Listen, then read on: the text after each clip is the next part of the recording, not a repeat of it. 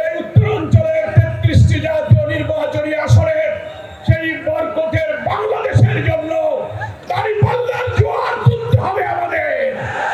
অন্তর্বর্তীকালীন সরকারের কাছে আমরা দাবি করেছি, নির্বাচনের যতটুকু সময় বাকি আছে আপনি নির্বাচনকে নিরপেক্ষ করার জন্য মৌলিক সংস্কার, অপরাধীদের বিচার, পিআর পদ্ধতি, স্থানীয় সরকার আগে নির্বাচন দেওয়া, লেভেল প্লেইং ফিল্ডের যত দাবি পূরণ না করে নির্বাচন দিলে এই জাতি সেই নির্বাচন নিরপেক্ষ হবে বলে বিশ্বাস করতে পারছে না।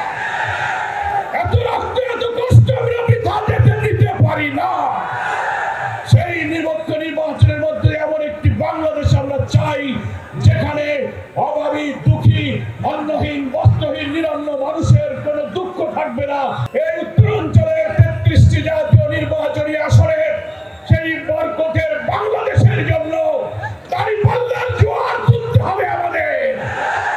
ফ্যাসিবাদী সরকার আমাদের নিবন্ধন বাতিল করেছিল, জামাত শিবির নিষিদ্ধ করেছে, আমাদের নেতাদের ফাঁসি দিয়েছে এবং আমাদের দাঁড়িপাল্লাকেও তারা বাতিল করে দিয়েছিল।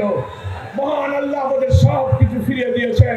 আমরা আজহার ভাইকে পেয়েছি, নিবন্ধন পেয়েছি, প্রতীক পেয়েছি, আর যে শহীদদের আমরা হারিয়েছি আমাদের দুঃখ নেই, আল্লাহর কাছে আমরা তাদের হাজিরা হিসেবে পেশ করেছি। এর বিনিময়ে আমরা বরকতের বাংলাদেশ নির্মাণে